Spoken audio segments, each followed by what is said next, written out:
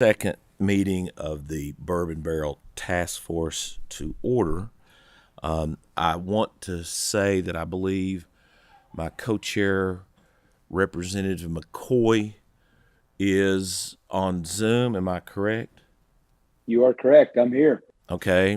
He and I, and before we get into this, individuals have noticed that I have not allowed anybody to sit in front of me. Now that nobody is within 6 feet of me, I've taken off my mask because last week I tested positive for COVID.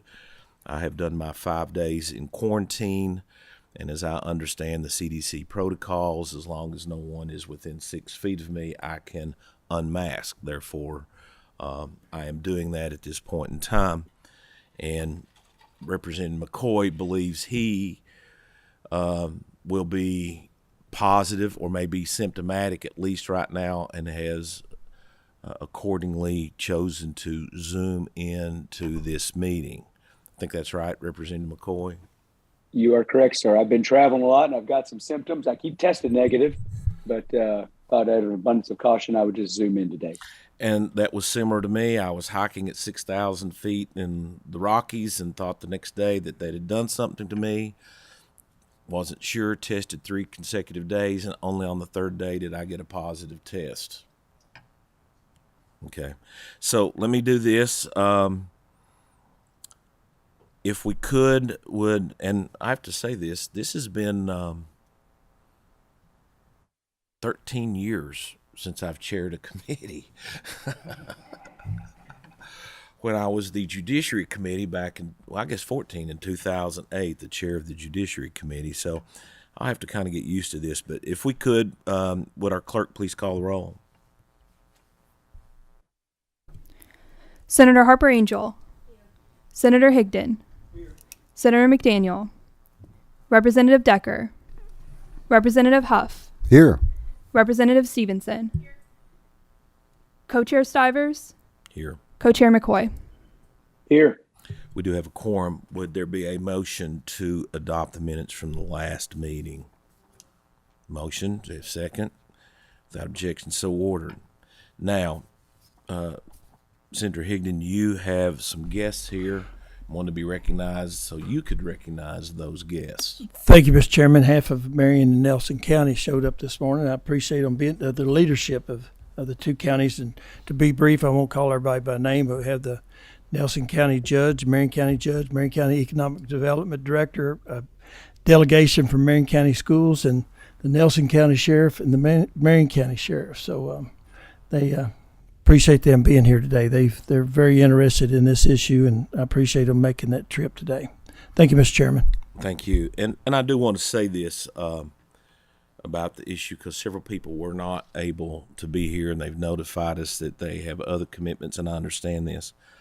But I don't generally do this, and you don't have 2 members of leadership generally doing this. But this industry, the distillery and bourbon industry, is a large part and has had tremendous success and creates an image for this state that I think that we all want to have. And when I travel, and I travel extensively on occasions, you generally hear about 2 things about Kentucky. One, it's either horse racing, let me say 3, horse racing, Kentucky basketball, or bourbon. And was just in Quebec City, and somebody found out I was from Kentucky, and it was kind of like, I couldn't answer all the questions in the restaurant about bourbon that they had for me, and particularly why we couldn't find some bourbons in some places. But it also has implications not only to the industry, but to county systems, taxing district school systems, and it's an important issue.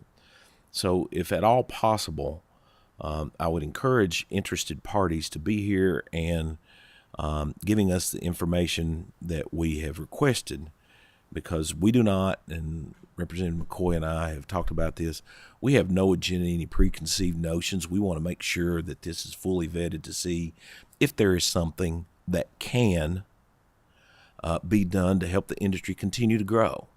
But we don't want to shoot ourselves in the foot and damage our local school systems our local taxing entities, and our local county governments.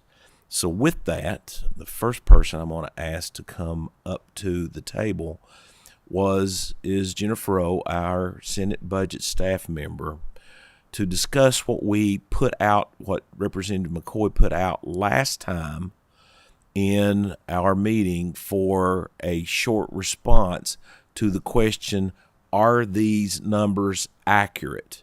And what response we have had from the respective entities that have reviewed these numbers that I think several people were involved in and putting together and putting into the chart. And if I'm not badly mistaken, I believe that chart is in our packets in small print. But Jennifer, if you would, since you've kind of coordinated this for me, please come up and take a seat and give us what you have acquired in information about these numbers that were distributed. And I'm not sure if everybody wants to see. This is the piece of paper in our handout that I'm speaking of. Hello, my name is Jennifer Rowe. I'm a Senate Budget Majority staffer, and I'm staffing the Bourbon Barrel Task Force for the Senate Majority. I've been asked to look at the numbers, the tax estimates, the expected gain or loss that these county systems, cities, and taxing districts may experience if we remove the bourbon barrel tax from the property tax roll. The last task force meeting, the Kentucky Distillers provided the document that President Stivers was talking about that was in your packet last month, and it again is in there also. That shows those projected estimates, those gains and losses for all of those parties. During that meeting, the members of the task force asked those individual parties and representatives to look at those numbers, do some research on them to see if that's what they were expecting, and any other input that they had as we move along.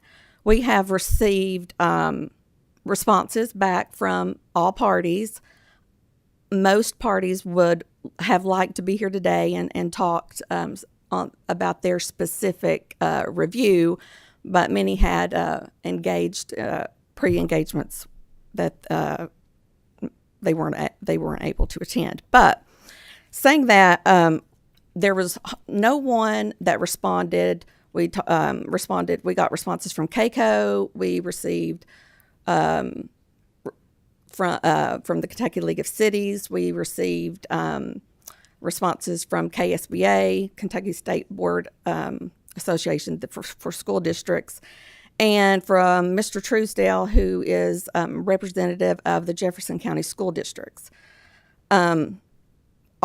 Everyone primarily agrees with all of the numbers that were provided, except there are some conflicts in the net loss to the individual districts versus when comparing what the distillers calculated versus what KDE and KSBA and Mr. Truesdale have calculated.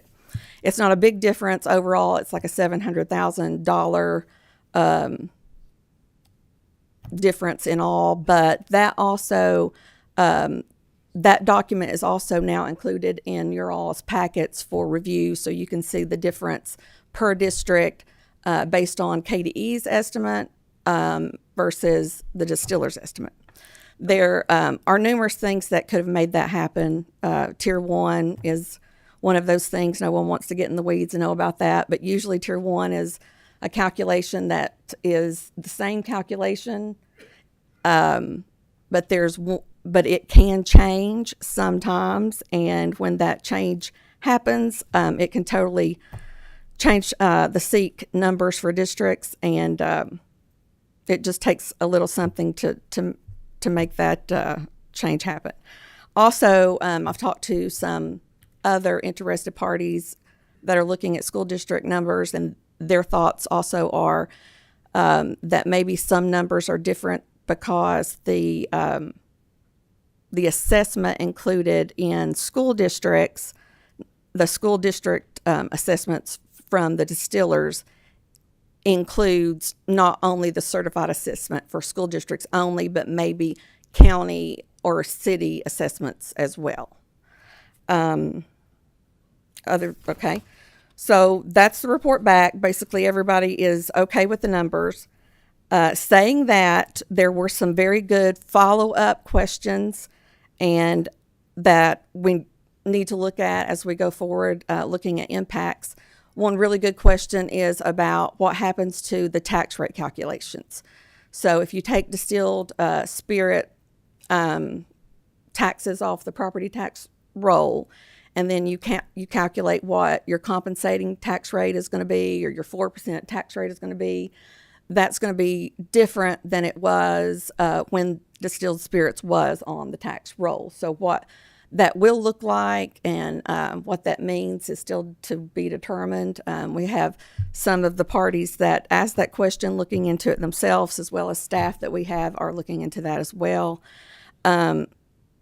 Along that same line, it's another question for school district with assessments.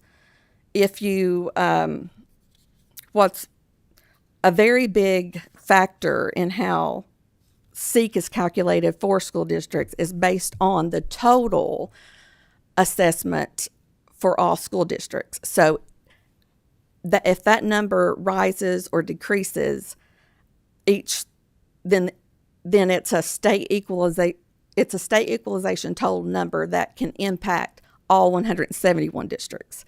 So it could be that removing this from the roll doesn't do anything or doesn't make a big enough change to impact all 171 or 25. That's yet to be determined, but we're also looking at that after we received that question just a couple of days ago as well. So with that being said, that's the report based on the responses we got from the interested parties. Thank you, Jennifer. I'm going to have a question. I'm going to see if Representative McCoy has a question, but I want to understand, and this is one of the reasons we're doing this, is the complexity that it really has on the educational system. The chart pretty much sets out what it is for all the other taxing districts, but the other taxing districts does not have a safety net of a backfill of a SEEK allotment. So one of the issues in the meetings we've had between now and the prior meeting, I think that you and I and several people sat in on, and I'm going to trying to figure out a good county here. Let's pull out Nelson County. Not because I'm picking on you, Senator Higdon, but they get $6 million in taxes to the local school systems from the ad valorem tax on bourbon barrels. That's correct? I think that's what the chart shows. Nelson County School District. Yes. Their distilled spirit assessment, $555 million. Yeah, and the tax receipts are $6 million and change.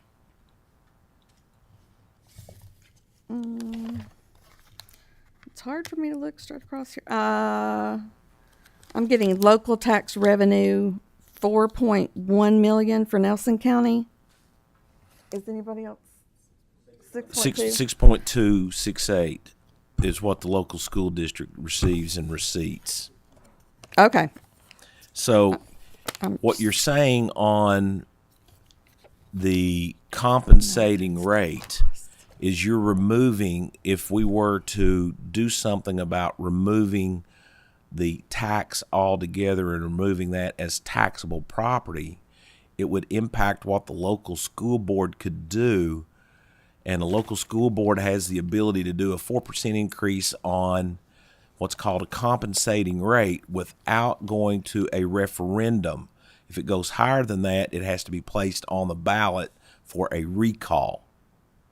Correct. So you would be removing, in essence, not just $6 million in revenue, but $55 million in property tax value, which would then impact what the school board could do on their annual vote to do compensating rate, or go above that and have a referendum vote on a 5% increase.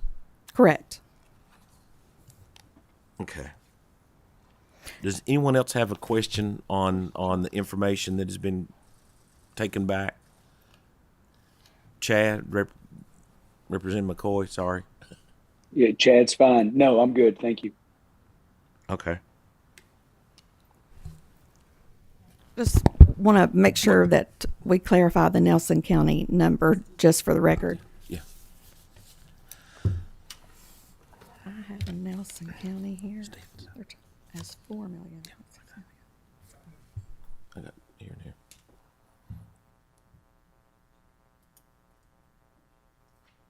Okay, just wanted to verify the Nelson County. So if you look at just the school district number, Yeah. it's going to be 4 million. But in the Distillers Association numbers has Nelson and Bardstown lumped together. Okay. So I just want to make sure we on record had that number. Got it. That's Correct. an aggregate number for the whole county, For with that the whole city county. school system and the county school Yes, system. yes, sir. Representative Stevenson. Thank you, Mr. Chair. I do want to just be certain. It's my understanding that Eric Kennedy maybe wanted to come today, but scheduling prevented him from being here, and everyone else was given the opportunity to be here but declined, correct? The same as Eric. It was the same situation. They did not decline. They were happy to be asked to come. They had conflicts, and they have asked to be able to come to a meeting in the future. Okay, perfect. Thank you. You're welcome. Senator Higdon. Thank you, Mr. Chairman. This sheet, that I'm not sure who put this sheet out, but it does show loss of revenue for Nelson County School District is $6.28 million, and the SEEK backfill, what they'd get back from SEEK, $4.3 million, a difference of about $2 million. Is what, and I'm not sure somebody will probably cover this in a presentation somewhere today, but it's a very good chart of what cities and counties would lose. In fact, on the Nelson County, it goes across. It says that city of Bardstown and the other cities would lose $121,000. The county would lose $1.1 million, and extension service $85,000, library district $581,000, fire district $7,000, for a total. Well, it doesn't. That total's hard to understand, but anyway, it does give some good numbers. And like I said, I'm not sure where who will go over that today, but that's the Kentucky Distillers Association that put that number out. Right. Do you also, there's another document in your packet, and it only is related to school districts only. And this is what, I don't know if you can see from here, but the distillers number looks like this. It's got a lot of data on it. The one prepared by KDE looks like this. And if you look at Nelson County, it only provides the number for Nelson County School District itself. It doesn't go across and give you a total county number. It'll just give you the number for the school district.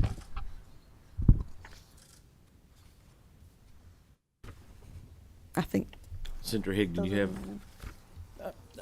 I haven't found that one, but I'm sure it's in here somewhere. It's There's a lot of information. This document in your packet. That document. The one she was holding up was fairly small print, and I didn't see anything that looked like that. But I do have the one that you held up. Thank you. Let me just clarify a couple of things, because Representative Stevenson raised this issue. We had a response back from everyone that was on this sheet. Some because of scheduling conflicts, be it other meetings, some vacations, are probably going to be here to discuss this at another meeting. It would be either mine or next meeting will be Representative McCoy's. But this was gone through, that this document was distributed at the last meeting, and we were asking the respective interests to say, are these numbers accurate? Because the Distillers Association, along with other people they consulted with, thought this was a fairly comprehensive revenue estimate, potential loss, backfill by seek. But as for the cities, counties, and other taxing districts, they have no safety net of a seek reapportionment. So they would have a pure net loss in revenues if you did something. No preconceived ideas. So that's what we had asked for, people to review this sheet and come back with yes or no, this is accurate or not accurate. And as we understand it, most people agree this is fairly accurate. And to the question on Nelson County has two systems. They have Bardstown Independent, and they have the Nelson County system. And so that number of $6 million of total tax receipts for the county in the aggregate includes both the independent city system and the county system. And it's not broken down between the two. So are there any other questions concerning this document or the responses we've gotten back from the respective entities that are represented on this document? And I think people now, with the two questions that were posed to us, can see that this gets into a very tentacled discussion about impact, not just for the counties, but it goes back into a state calculation of the SEEK formula.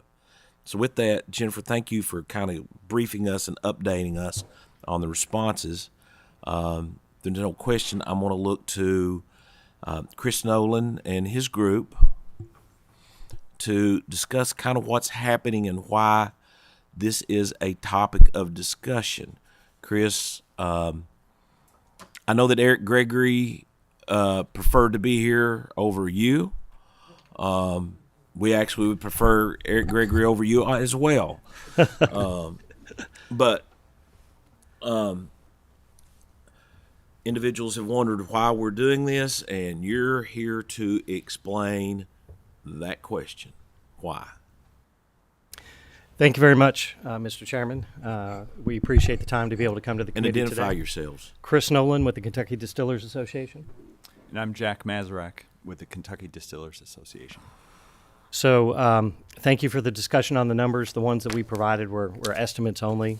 We understand that there are going to be some additional views, and we welcome those, and I want to make sure that we have a complete picture of the revenue we're talking about. And we wanted to give kind of a state of the industry today to give you an understanding of why we're here having this discussion. This isn't about just eliminating a tax and taking away any sort of local revenues. This is about looking at the health of the industry and looking down the road at what we see coming and the obstacles and the barriers to entry. And unfortunately, the barrel tax is a significant issue within our industry. And so we're trying to look forward and find solutions to this. So with that, we'll jump right into our presentation. Thanks, Chris. So who we are, the KDA represents 78 members, including 73 distilling operations in 40 counties. We have a bunch of slides today, so we're going to go through these first few fairly quickly. We're going to be putting a lot of information out for people to consider. You'll see a lot of growth here. You see a number of distilleries throughout Kentucky, mainly centered in the Golden Triangle, but we're seeing additional growth in other parts of the state. Here's a list of some of our partners. You'll recognize a lot of these names. We're glad to have those. This is important. Now, a lot of places will talk about their mission, but we'll come back to this, and you'll see it wrap back in. But we passionately and responsibly promote, protect, and elevate Kentucky's signature bourbon and distilled spirits industry. Why do we do that?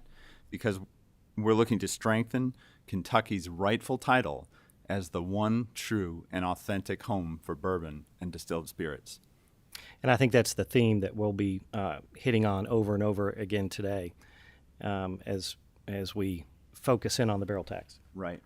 Now, the next few slides, you'll see that the industry has experienced tremendous growth. These are numbers from our recent economic impact report, $9 billion industry. Payroll has gone up. The number of jobs has gone up. And the industry is doing well. And I want to say here, a lot of people will say, great, the industry is doing very well, pay your taxes. And two things can be true at the same time. We can be doing very well, and we can be doing better. We're the highest taxed industry of all the major industries in the state. And over the past 12 years, we've seen a $179 million increase in state and local taxes generated. That's in addition to paying $1.8 billion a year in federal taxes. So there's no question Kentucky bourbon is on a roll. We absolutely are. Everybody's heard the stats. We've got twice as many barrels of bourbon than people in Kentucky these days. A record 10 million plus barrels of bourbon aging. The first time we've breached 10 million in our history. Production up 435%. We are definitely on a roll. And I think this slide shows over the last 14 or 15 years the increases that we've had in our industry, and they're impressive. But I'm here to tell you that didn't happen in water rising and then breaching a dam and just flowing over. It didn't just happen like that. This growth happened because the icons in the industry, from Bill Samuels down to Max Shapira and all the other new entrants into this industry, sensed this growth coming and saw it in their horizon and put together business plans to account for this growth. And so we have been methodically growing our industry and growing the bourbon trail in order to accommodate the growth in the industry that we have been foreseeing. For instance, we've had a $5.2 billion building boom over a 10-year span that includes an additional $3.3 billion over the next 5 years of investment. And most of our distilleries... Chris? Yes. I'm going to interrupt you just on that real quick, and this is on page 11. When you say 5.2 billion, I want to know more about that. You're in the middle of that, or that's what you have done in the last few years?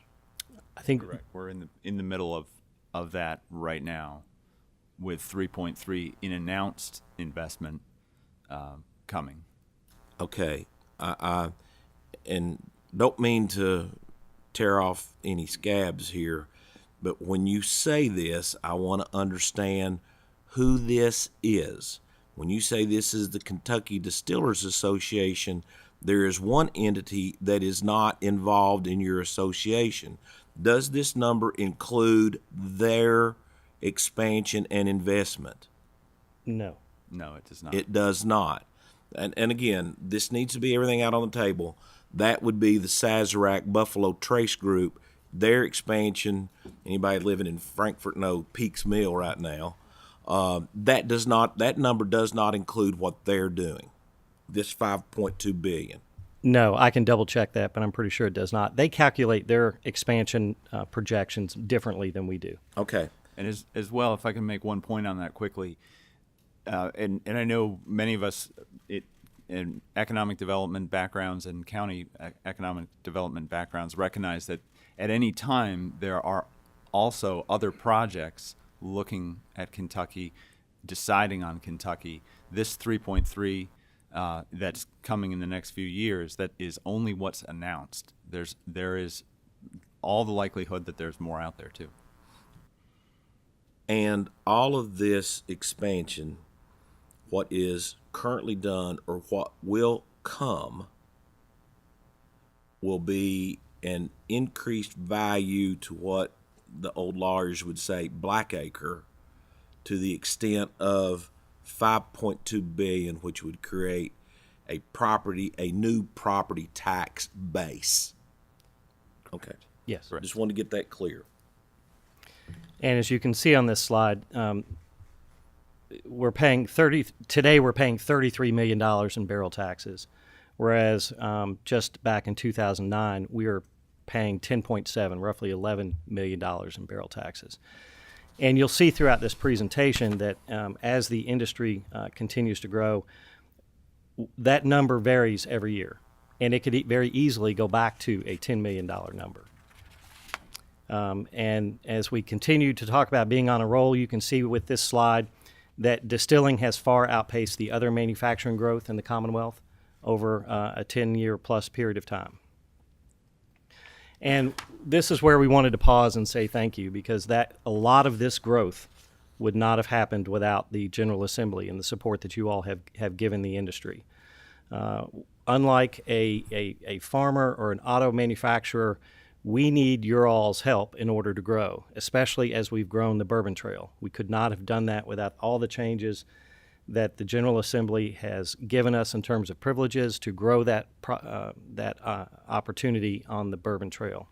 So we wanted to say thank you.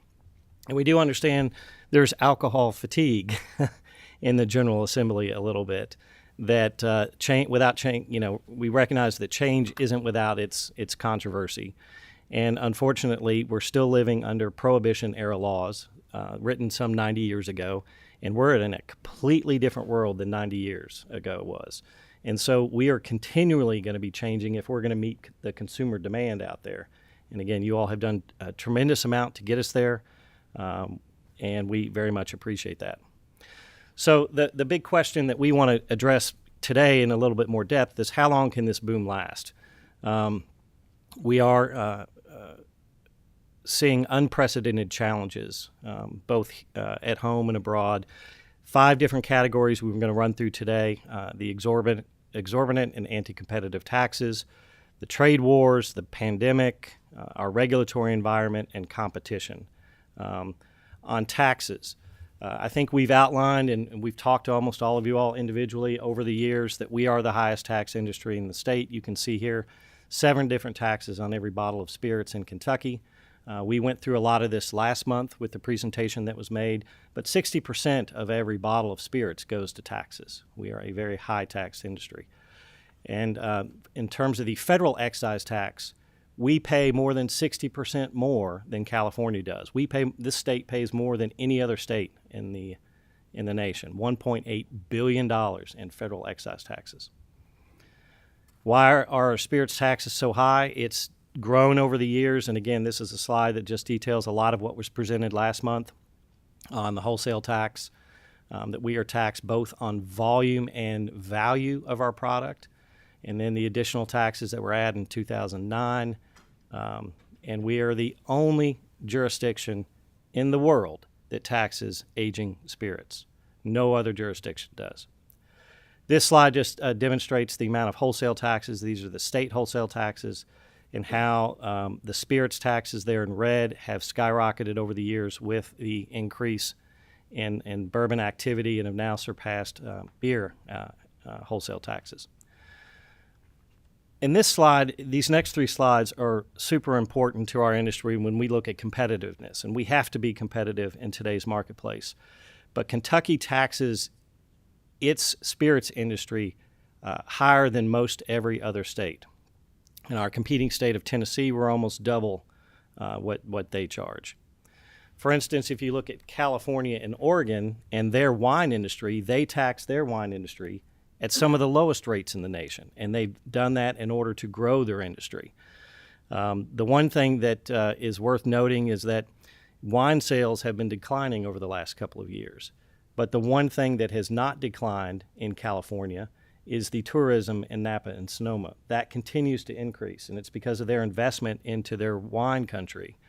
And that's what we're trying to do today with the Bourbon Trail.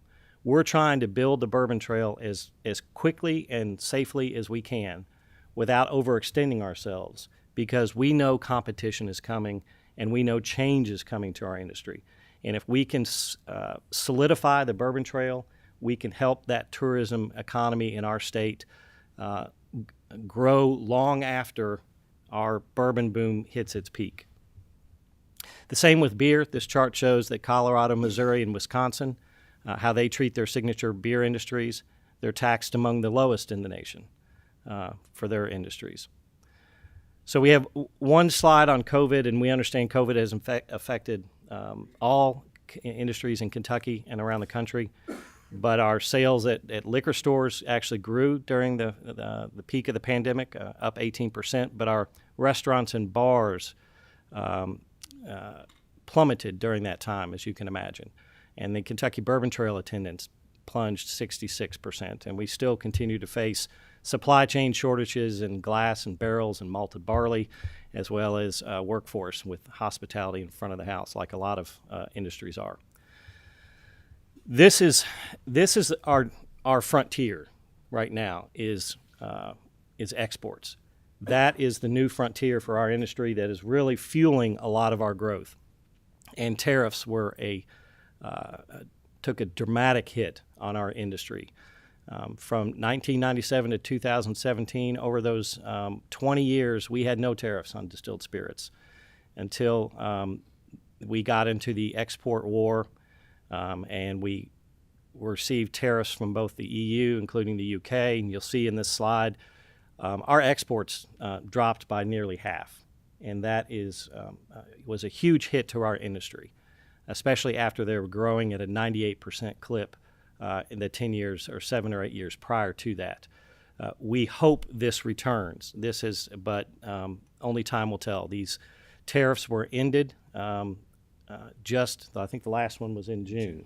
Yeah. So, if I can make one quick tie-in to that, one of the major goals is to create bourbon enthusiasm across the world in other countries, because it's enthusiasts who will also travel to Kentucky, and tourism is a major source of income for the state and for local entities.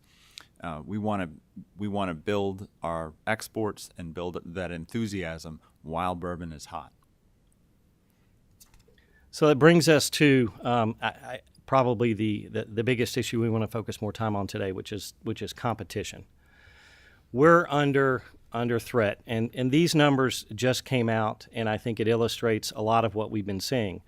That tequila has taken the U.S. sales lead. The agave-based spirits surpass both rum as well as bourbon in sales. And as you see here, bourbon's growth was 10%, and agave-based spirits grew close to 20%. This is a telltale sign for us in our industry that white spirits may be seeing a renaissance in this country, just like brown spirits did 10 years ago. So as we look down the road, which is what we're trying to take a big picture view of the bourbon industry, we see threats like this on the horizon. And so while we have 10 million barrels aging in Kentucky and they're being taxed on those barrels, that may not always be the case. We could find ourselves back in the days of the 70s and 80s where we had some of the lowest inventory if we don't do things to help keep our distillers competitive. So there are now almost 2,300 craft distilleries around the United States. And you'll see most states have a lot more than, not most, a handful of states have a lot more than we do. You look at California with 190, Texas with 135, New York with 180, and we're sitting in the 50s. And the reason for that is this quote, which was from last September. Bourbon feels intrinsically connected to Kentucky. 95% of the juice on the market is made there. But bourbon doesn't have to come from Kentucky. When it comes to rules about location, the only thing that matters is that it's made in the United States. And with bourbon booming, barriers to entry decreasing, and craft distillers thriving, that 95% number is starting to drop as bourbon distillers pop up nationwide. That is the crux of what we're trying to head off today. You would never have seen a headline like this 10 years ago.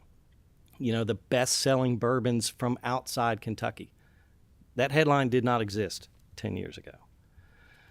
So these are all recent ads that are out there and circulating. The one on the left says there's a short list of ingredients that make great bourbon, and no, it doesn't have to include Kentucky. Bourbon is bigger than Kentucky. You have a campaign out of Texas. The state of bourbon is changing. Step aside, Kentucky. There's a new state of bourbon.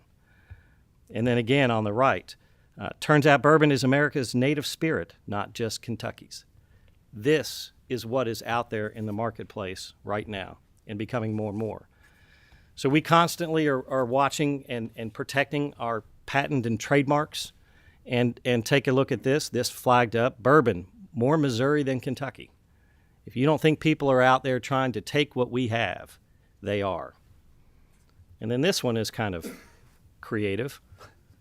Don't get KY'd with your bourbon as a trademark.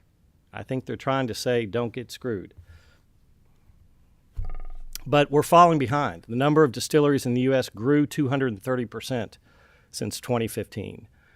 We're now 12th. We have fallen again in the number of distilled spirits permits in the United States. Just this year, we fell to 12th.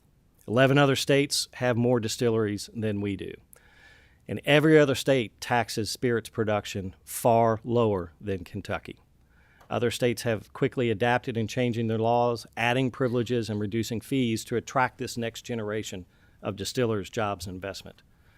Other states are becoming more competitive. Florida, North Carolina, South Carolina, Illinois, Michigan, all changing their laws to give their distilleries more privileges.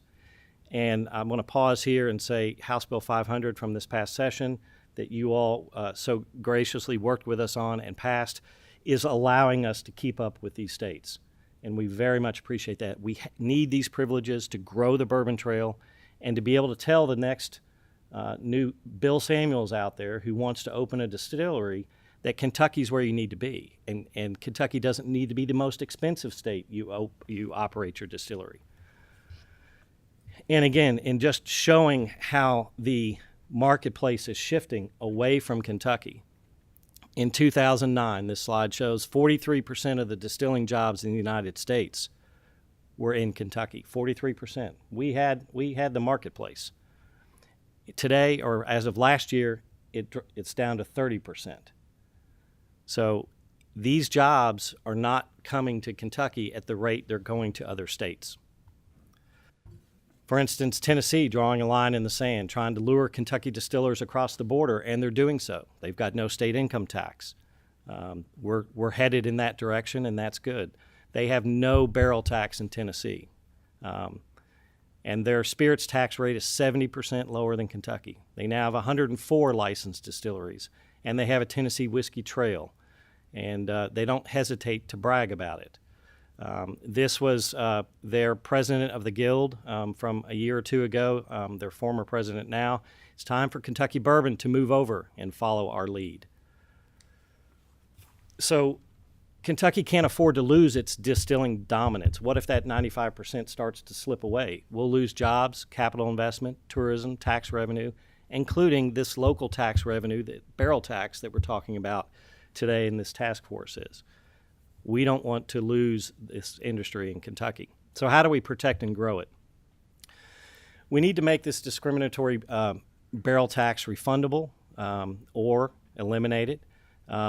Reduce distilling's overall tax burden, i.e.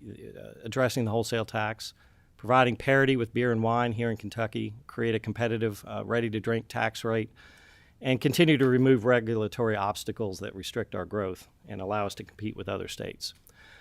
So what is the barrel tax? We went into some of this last month, but we all know it's the ad valorem property taxes at the state and local level, but most of it's at the local level. But again, it is a discriminatory tax that no other jurisdiction in the world levies and requires a spirits company to levy.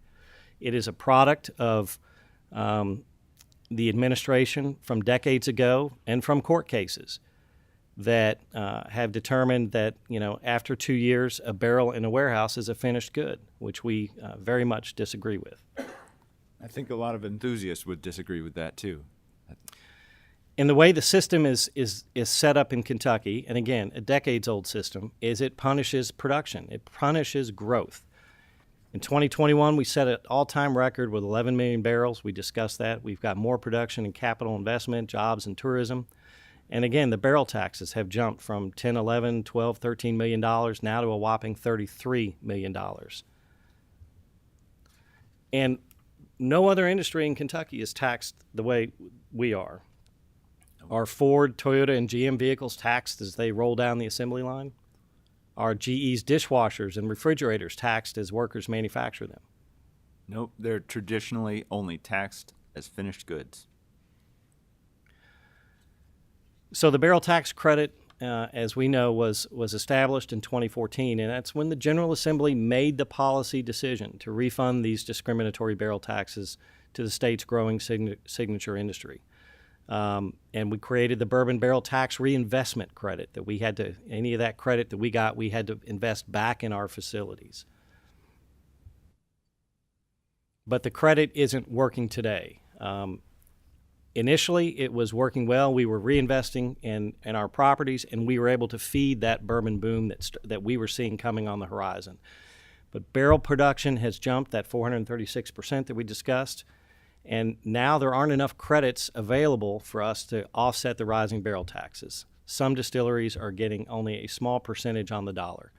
And yes, those credits carry forward, but they're accumulating at a rate that we'll never be able to realize or monetize. So the ask is to remove this barrier to entry for new distillers wanting to establish their operations in Kentucky. I can't tell you how many of the distillers we've talked to. There are some that have not come to Kentucky because of this barrel tax. A very large one in Texas is one example. It chose Texas over Kentucky because of the barrel tax. And then several of our existing distilleries, almost every one that has come to Kentucky in the last 10 years that we've talked to, had to think long and hard and said the barrel tax almost prevented them from coming here. But at the time, they decided that if they were making bourbon, they needed to be in Kentucky. And if that's whittling away, that concept, is the next Maker's Mark and Bill Samuels and the next family-owned Heaven Hill going to choose Kentucky? So we think we need to take a 30,000-foot view of the bourbon industry to create tax policy that protects and grows the future of our industry and for future generations.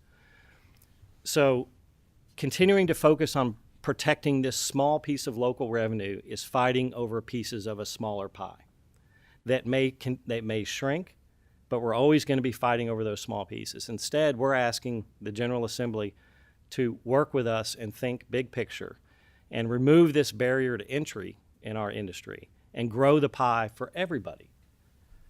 And we believe that welcoming startup distilleries and taking full advantage of market preference for Kentucky bourbon will increase the number of counties and communities with distilleries, create new jobs, and increase property tax values, increase employment, increase wages, create new business opportunities for farmers, suppliers, tourism, hotels, Airbnbs, restaurants, downtown revitalization. We think that's all a benefit if our industry continues to grow. But we're here to tell you today that the signs are out there that this boom is going to slow. And when it slows and more distilleries start going to other states, we're gonna miss out on this piece. Distilleries continue to add numerous tax revenue sources for counties and communities.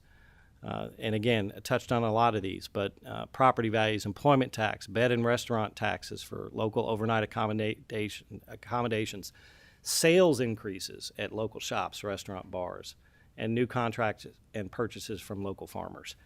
So we want to be collaborative with our local communities and find a way to get rid of this discriminatory tax or make it refundable in a way that it's not a barrier for the next generation of distilleries that want to come to Kentucky. We're not advocating to just eliminate this tax and say our local governments, make do with what you got. We want to be collaborative. We have constantly told them when called by them, let's get together and let's all sit down. And I think that's what this task force is doing. It's bringing us all to the table to recognize a situation we see coming on the horizon for the bourbon industry and say we've got to find a solution. And the barrel tax is the biggest problem we face out there. And it's more about attracting the next craft distiller here than it is about giving a tax break to a large distiller that's all here. Every distiller will benefit from eliminating the barrel tax, but we need to be looking at how we grow this industry. And that's been the one fantastic thing about the bourbon industry is over the years is that each distillery has given a helping hand to another distillery. When one got in trouble, whether it's the fire, the terrible fire from decades ago, everybody pitched in to help that distillery get back on their feet. And that's the type of community we have. And we want to make sure that we can nurture that next new distiller that wants to come to Kentucky, but they have to come to Kentucky first. And this is the biggest reason. So we think bourbon provides a return on investment. Tax revenue to the state and local governments has increased from $107 million in tax revenue in 2009 to $286 million in 2021, 167% increase.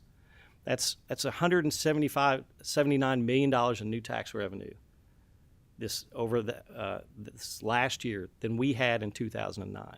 That is going to primarily the state. So we think a returning $33 million in barrel taxes, and that's $33 million this year, could be 40 next year, or it could be 20 next year, is a great return on investment to grow those overall numbers. So with that, we encourage you to enjoy Kentucky bourbon and distilled spirits responsibly. Senator Higdon has a question. Thank you, Chris. And on page 43 of your slides there. I'm not numbered, so. You're not. It's remove barriers to entry.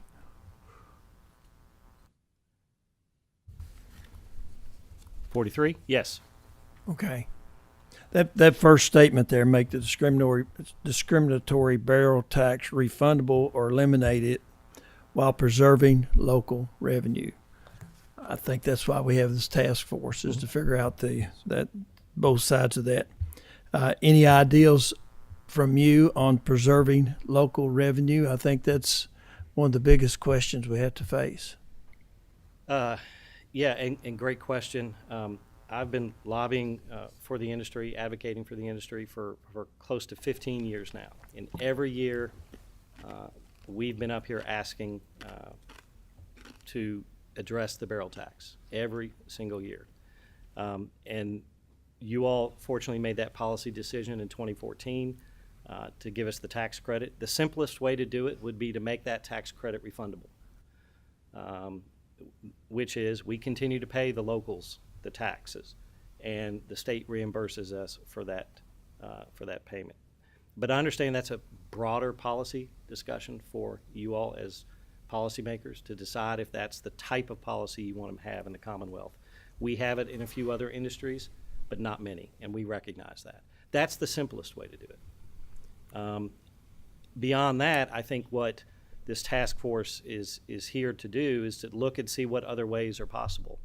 And we want to be collaborative with our local communities, see how SEEK could backfill a big chunk of it, see what leftover monies are not covered if the barrel tax is eliminated, see how we might be able to cover those funds, and then how do we make our local governments whole in the process.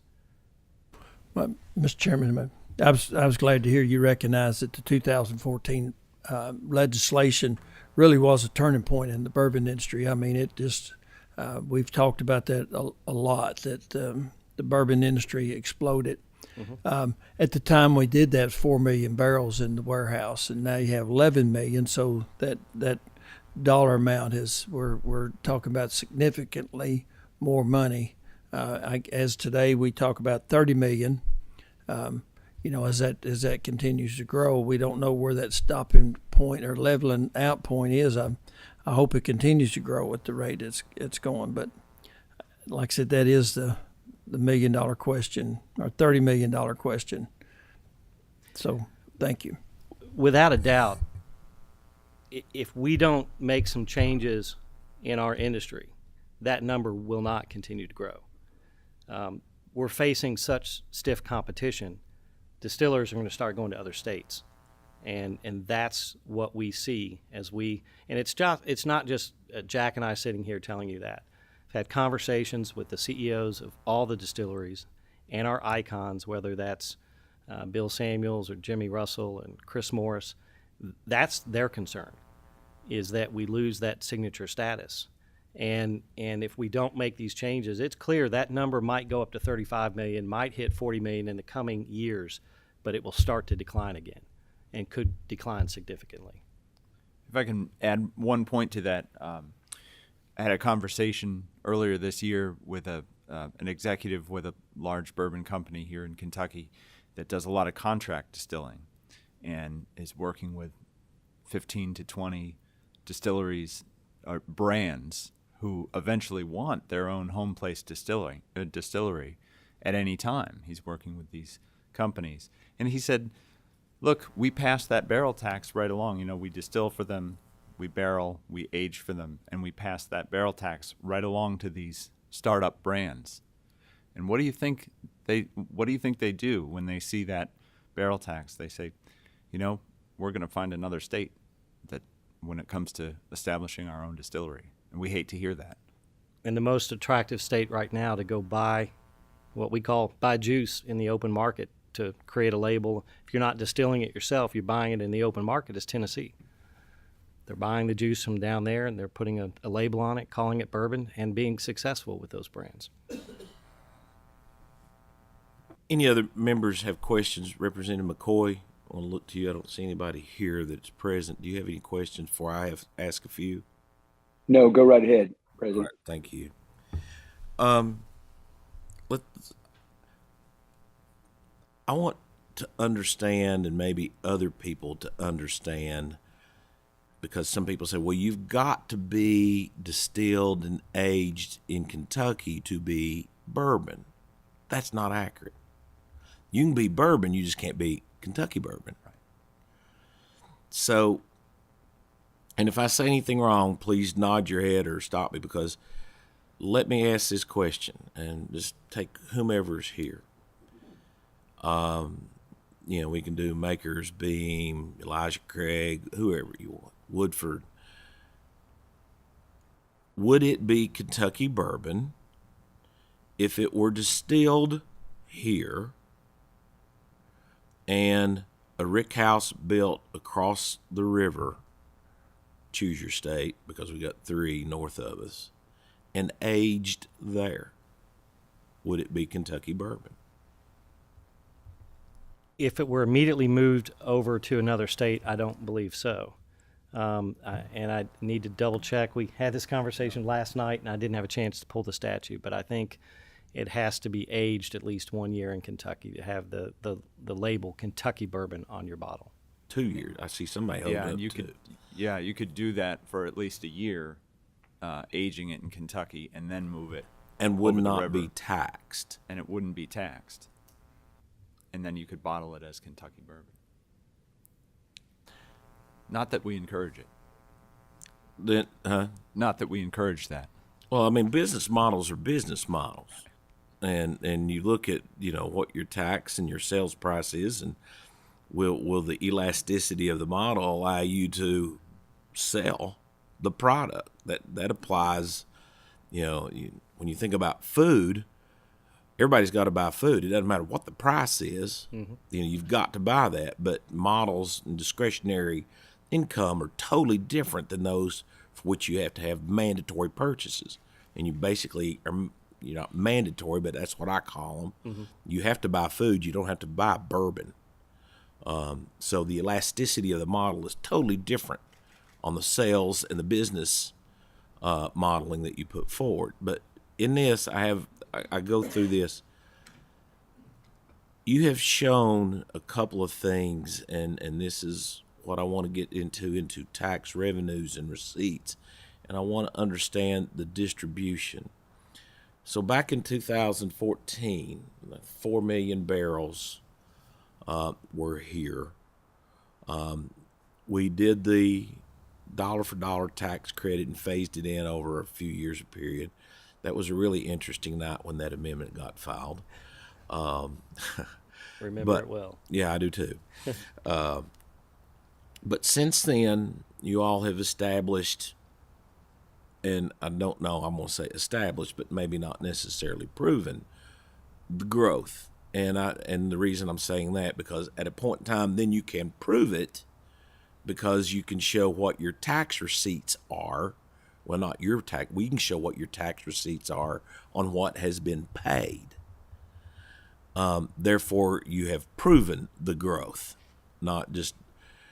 And I don't think you're going to overestimate and overpay taxes. So it's probably a pretty accurate reflection of what's been done on property taxes, corporate income taxes, state withholding taxes for income, and also occupational taxes that are collected at the local level, local jurisdiction. And I don't know, so the two, and then there would be an increase back to what I talked about, Blackacre, on this multi-billion-dollar investment. Can you all show, or can anybody show, what the receipts have been, not at the state level, but purely at the localities, on increased property values and increased receipts of occupational taxes to those localities, municipalities, taxing districts since 2014? I don't think so. I would have to consult, and happy to do so, with Dr. Coombs, who does our annual economic impact statement.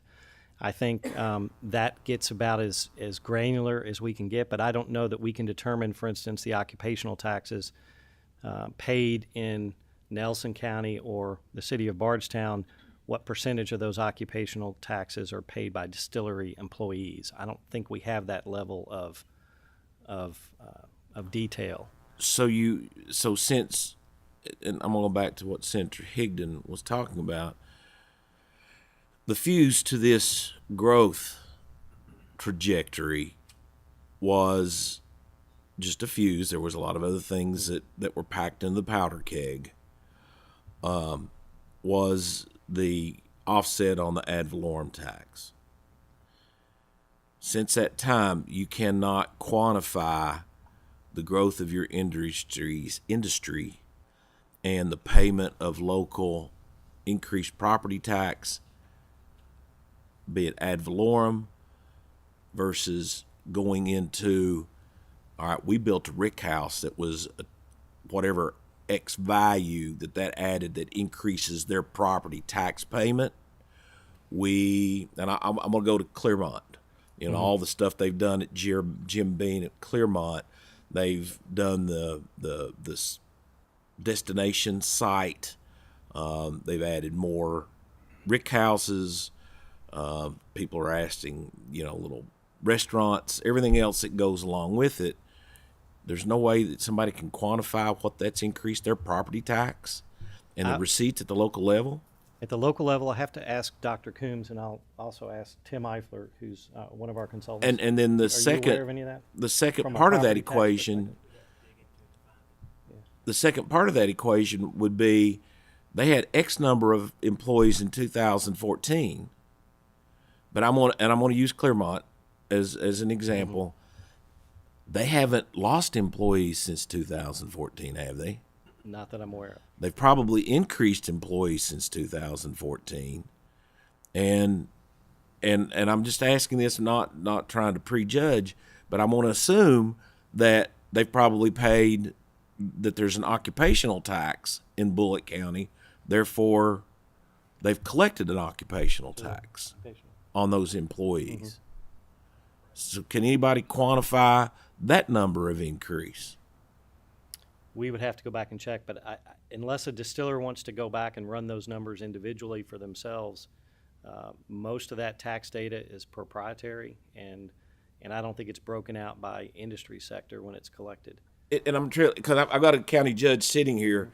I'm sure that they know what their tax receipts on occupational taxes are from, be it the local Walmart versus the local distillery. Do they not? And to help you, Chairman, we broke it down individually, both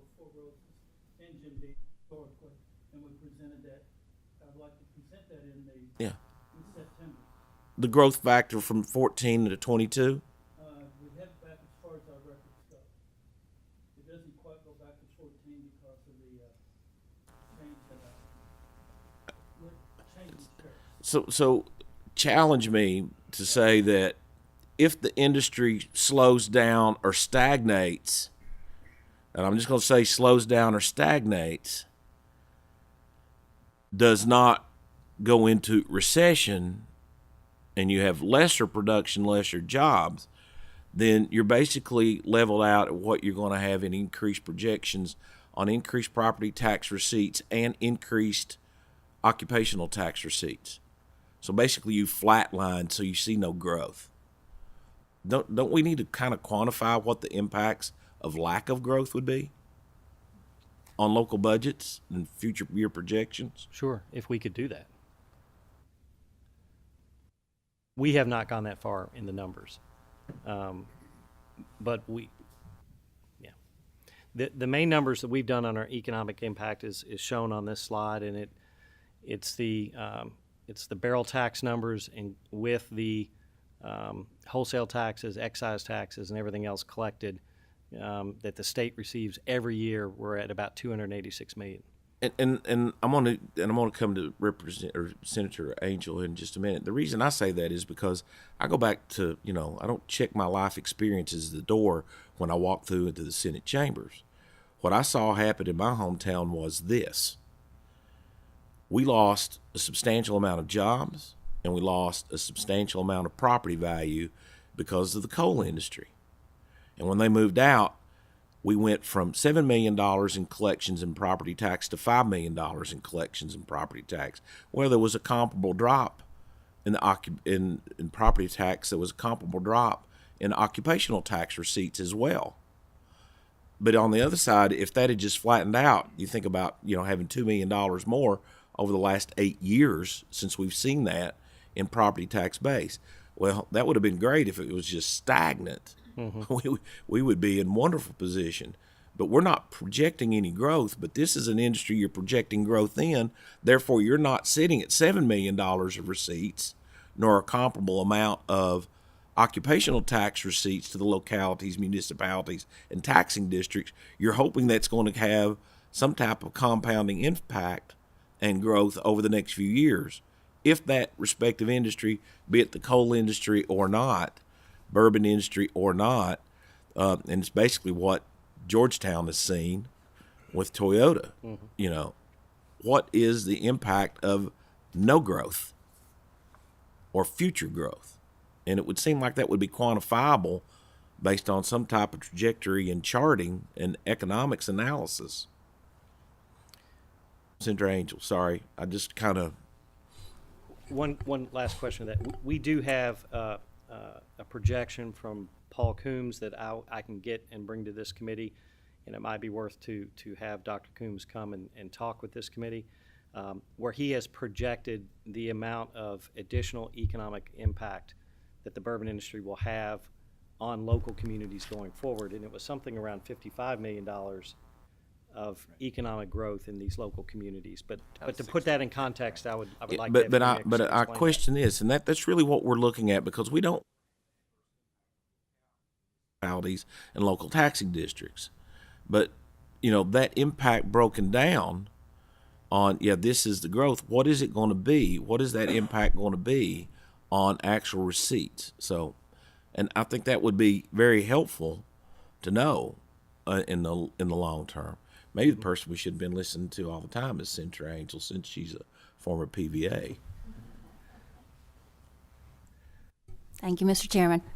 I just had a suggestion. When you're looking for these numbers that we're asking about, working with the Revenue Cabinet and the local PVA would be good sources. Looking at the certified assessment rolls by category. Just a suggestion. Thank you. Representative Stevenson. Thank you, Mr. Chair. And you started hitting on part of what I was sitting here thinking about. And so we've talked about the fact that there's a bourbon boom, but you also mentioned that tequila is now starting to rise, and we're seeing maybe a resurgence of clear spirits. So can you talk a little bit about where you feel that we are in a boom? Do we feel like we've hit peak? Do we feel like peak is still coming? And should we repeal this tax?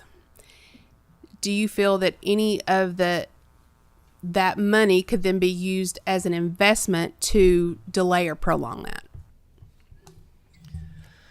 I think the answer to your first question, where are we in this boom? I think you'd get a different answer from each individual person. We certainly hope we've not hit it.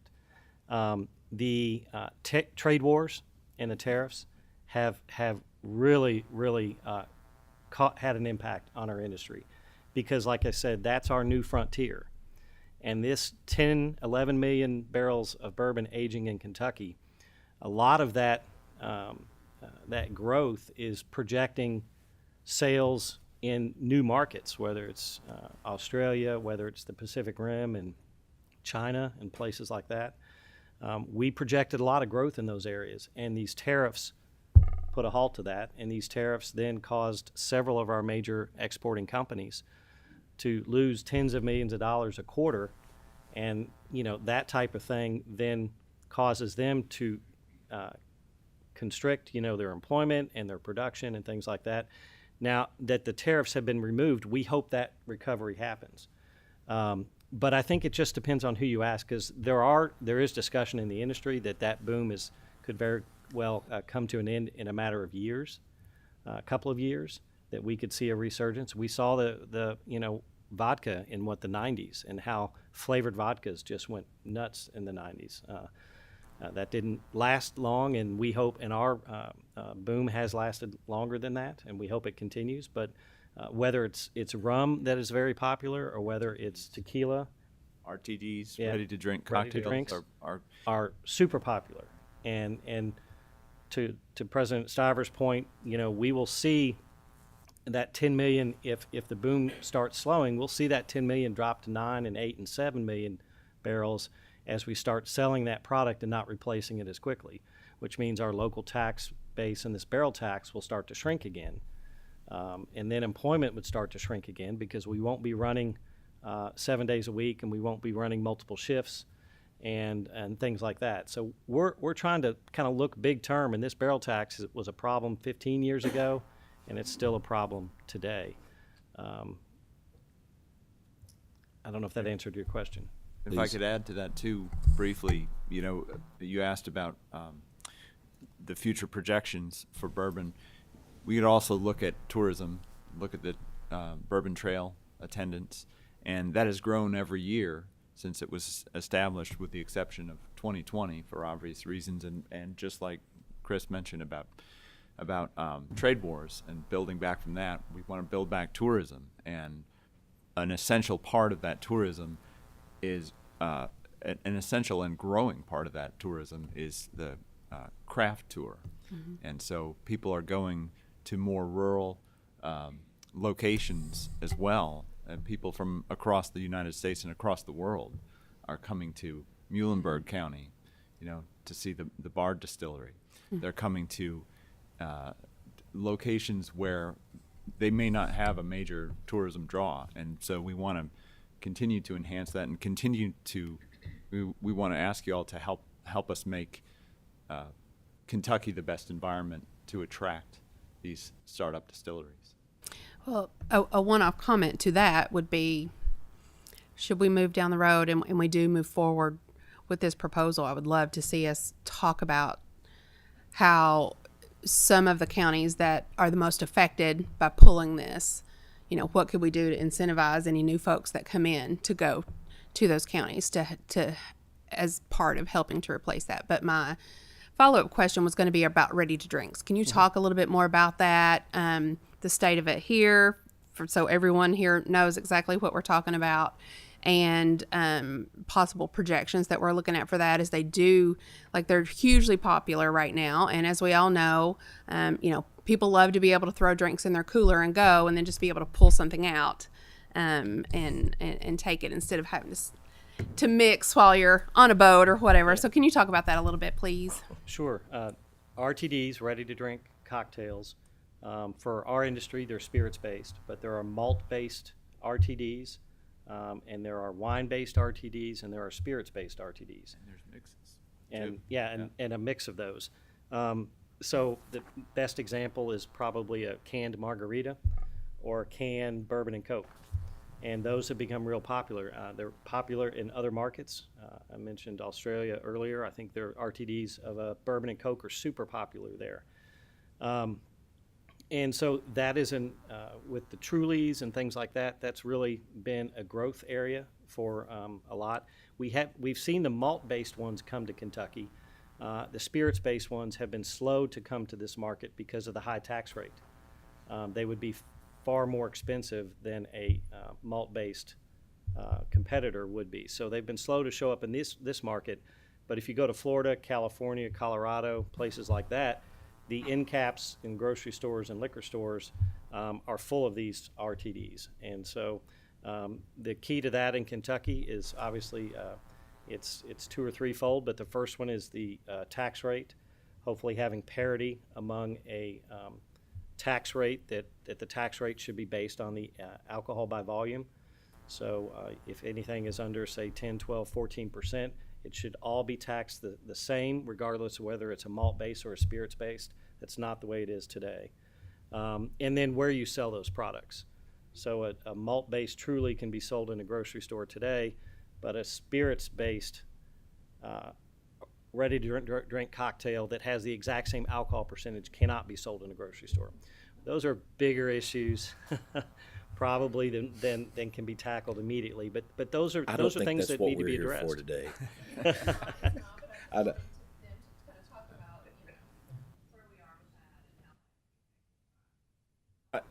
And I agree with you that anything the sale of alcohol is going to impact, beer, wines, bourbons.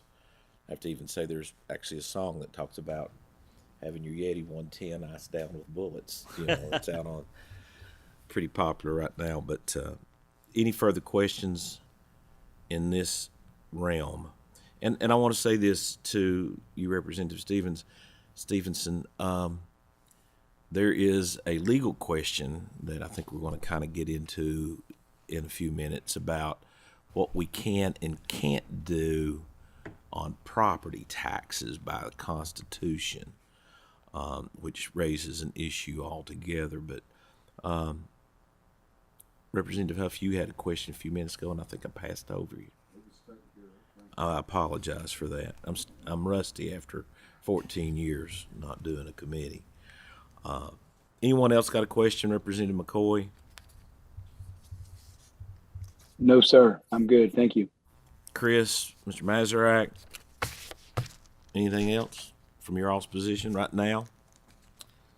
I think that pretty much covers it. We appreciate the time to kind of give you a state of the industry, and we're not just here asking for a tax cut, but we're asking for a tax cut that removes a significant barrier to entry as we face these competition pressures in the coming years. All right, thank you all. We're going to go to Jennifer Hayes to get into this other part of the esoteric discussion of the trivial constitutional provisions. They're just kind of small things.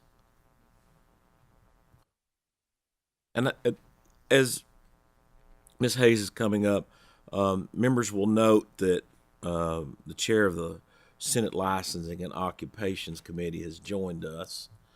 A lot of these things have gone through his committee in the past few years and has asked permission to join in on viewing this, but is not a member of the committee. So welcome, Senator Schickel.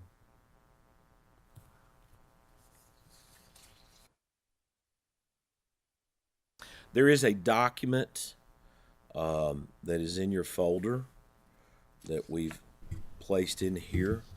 For anyone out in the audience, if you wish to get any of these, please don't hesitate to reach out to staff. So with that, Jennifer Hayes. Jennifer Hayes, I'm Committee Staff Administrator for the Appropriations and Revenue Committee here with LRC and staff to this committee. You'll see that we are going to talk about some constitutional provisions and some court cases that are specifically related to the property tax on distilled spirits. there are three basic provisions in the Constitution that I want to start with. And you can see those three listed here, that property shall not be exempted from taxation, property shall be assessed at fair cash value, and property shall be taxed according to that fair cash value. So with those three provisions, you would think, okay, there's nothing I can do. But let me say that there is an exception to these three general provisions. But we need to look at each of the three provisions first. So, Section 3 of Kentucky's Constitution is printed in its entirety right here on the screen. That provision in Section 3, it was ratified in 1891 and has not been amended. So, while Chris was talking about 90-year-old statutes, we're talking about century old, at least century 130. old. 130. Okay, thank you, Senator Stivers. 130-year-old constitutional provisions. The applicable part is underlined on the screen that says, no property shall be exempt from taxation except as provided in this Constitution. Keep in mind, though, there is an exception. The next section of the Constitution is Section 172. Once again, ratified in 1891, has not yet been amended. And that is, all property shall be assessed at fair cash value. The applicable language, once again, is underlined. All property not exempted from taxation by this Constitution shall be assessed for taxation at its fair cash value, with a semi-definition there. That value, that fair cash value, is estimated at the price it would bring at a fair voluntary sale. And then our third basic principle for property tax in the Constitution is Section 174. Once again, ratified in 1891 and has not been amended since that time. Property shall be taxed according to value. The words that apply to that provision: all property, whether owned by natural persons or corporations, shall be taxed in proportion to its value unless exempted by this Constitution. So there are the three basic principles that apply to all property for property tax purposes in Kentucky. Now, here is the exception. The exception is in Section 170. I have not printed the entire section here because it has been amended at least 6 times. I think I counted 6 times. And it is the last, once again, ratified in 1891, the original language, amended 6 times, with that last amendment being in 1998. And that amendment is this last sentence that is printed here on the slide of Section 170 that says, notwithstanding the provisions of Sections 3, 172, and 174, those 3 sections we just discussed of this Constitution, to the contrary, the General Assembly may provide by law an exemption for all or any portion of the property tax for any class of personal property. So think back to our discussion last month about classes of property. At the very highest level, there are 2 classes. Real, that's your land and buildings. On this side, personal. Courts have said personal is everything else that's not real. So real, personal. Within personal, there can be several subclasses. Let's also talk about that word notwithstanding. Some people go, oh, I don't know what that means, you know. The dictionary says that is in spite of. So read that. In spite of what it says in these 3 other sections of the Constitution that may be contrary to this, look here for the exception related to property tax. for personal property. So the next question I think that you might have as a member of the General Assembly was, well, are these distilled spirits personal property that we may then provide by law an exemption for all or any portion of that personal property?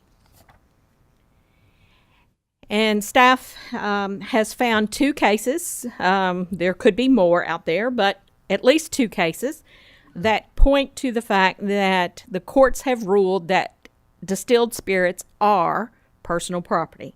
The first is the National Distillers case. It was decided by the Kentucky Court of Appeals in 1953. At that point in time, the Court of Appeals was the highest court in Kentucky. The Supreme Court had not yet been formed. And the quote from that case says, "In an unbroken line of decisions, this court has adhered to the principle that distilled spirits are like all other tangible personal property situated within the Commonwealth and are therefore subject to the same statutory and constitutional requirements which govern the taxation of such property generally." The second case is Yount v. Calvert. It is, once again, a Kentucky Court of Appeals case. It was decided in 1992. We did have a Supreme Court at that point in time. The Kentucky Supreme Court denied discretionary review of this case, and so the Court of Appeals decision became the final decision. That court said, "It is our opinion that the lower court did not err in its determination that distilled spirits are tangible personal property, subject to the same statutory and constitutional requirements which govern taxation of such property generally."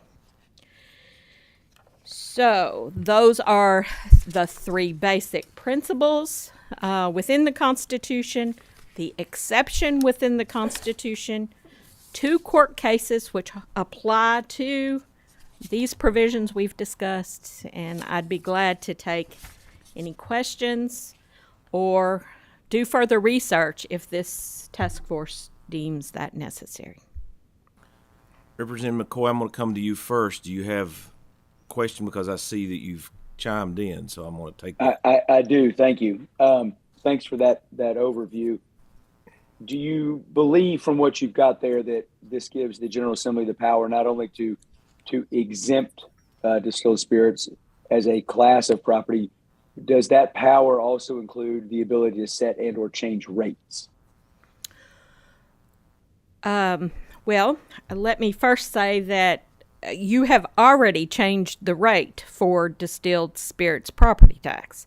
The normal personal property rate is 45 cents. Distilled spirits is assessed today at 5 cents per $100 of value. So you have already done that.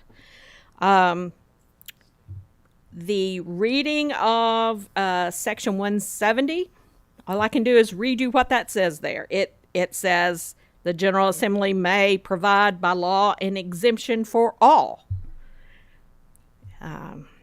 In that reading, I think you could exempt the property.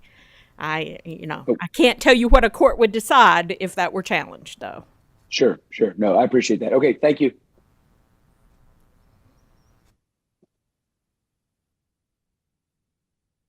I'm thinking. Okay. I'm waiting. So there is a clear and definite distinction between personal property and real property. Yes. And the court cases are pretty clear that in this instance, a bourbon barrel is personal property, yes, not real property. Therefore, subject to a General Assembly exemption for all or any portion of the property tax, which that falls into that class of personal property.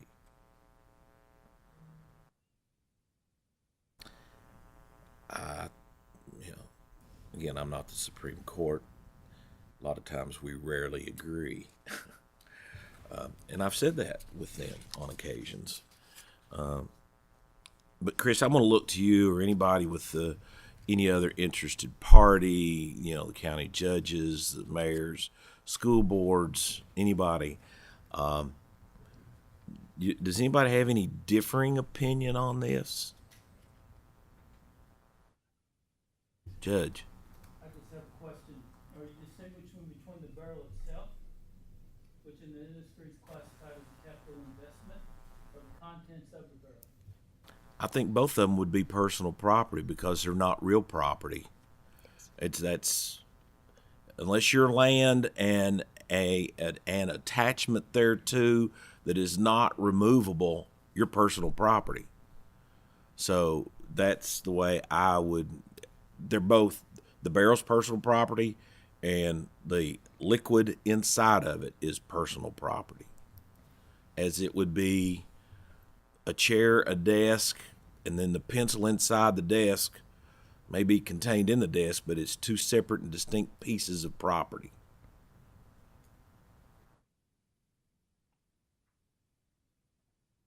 Chris, you all have had research done on this. I'm sure anybody else, I think that's probably a pretty valid assessment of the state of the law.